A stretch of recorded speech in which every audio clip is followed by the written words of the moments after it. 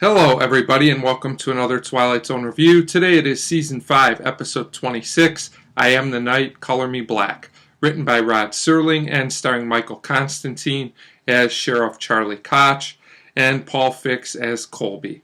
And this is a solid, thought-provoking Twilight Zone episode. The concept of it is interesting enough, and the episode does a good job of making its point. I do think that the episode goes a little bit over the top at times, but overall I think it's pretty effective.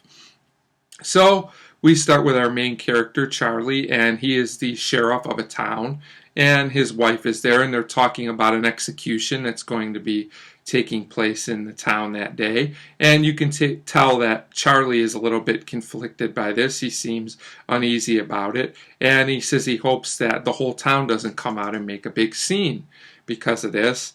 And then we go to a scene with the sheriff and his deputy, and you can tell that the deputy feels very different about this. He's kind of interested to see this guy get hanged. And we also learn that it's pitch black outside, but the problem is it's already 7:30 in the morning, so there should be light by now. So that's the premise for our episode, a solid setup.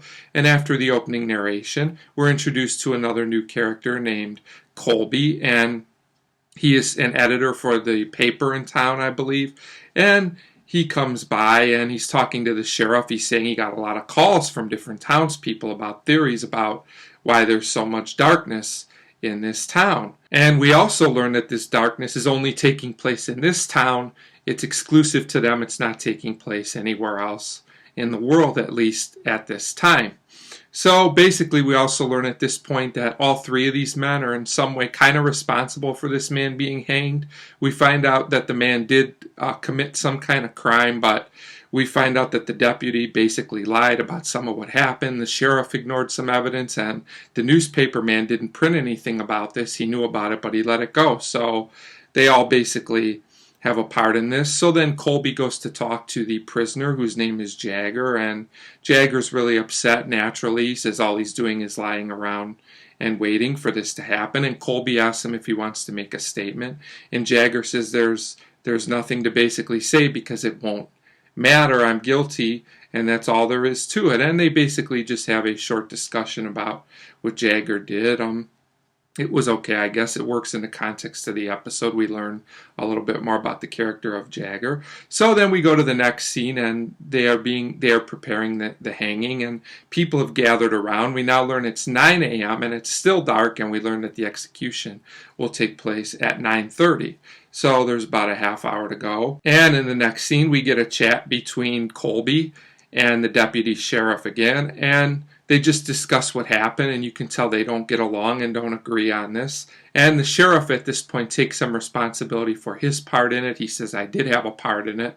And the deputy still won't basically take any responsibility. And when he comes at the sheriff basically tells him he better leave him alone or something might happen to him. I thought this was pretty well done. We can tell the sheriff is just sick of this whole thing.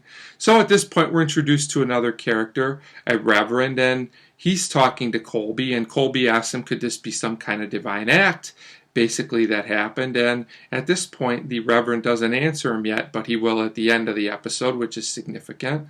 And basically, at this point, Jagger comes out, and he's ready to be hanged, and the town is really in a hurry to kill him. This is where I think things get a little over the top. We get the point of how these people are. Do we really need all this kind of scene? I thought it was a little much. And then Jagger refuses to apologize. He says he won't give him the satisfaction. And basically the Reverend asks Jagger if he has any last thoughts. You know, he says we're of a different belief and a different race, basically, but you know, you stood up for something, and, you know, Jagger basically doesn't want to hear it. He just says being in the majority is important and that he's guilty. So at this point, Jagger is hanged, and the Reverend asks everyone if they understand what happened.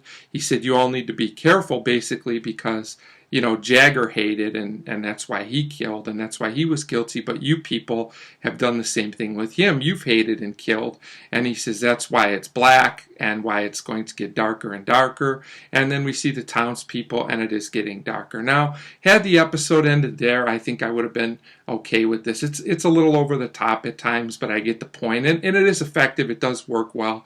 But then Rod Serling just couldn't leave it alone. We get a last scene, and the deputy's still a non-believer. He says eventually this will clear up, but the sheriff and Colby are not too sure, you can tell. And then we get this thing on the radio, which I thought was totally unnecessary, about how it's getting darker and darker in all these places across the world. We get it.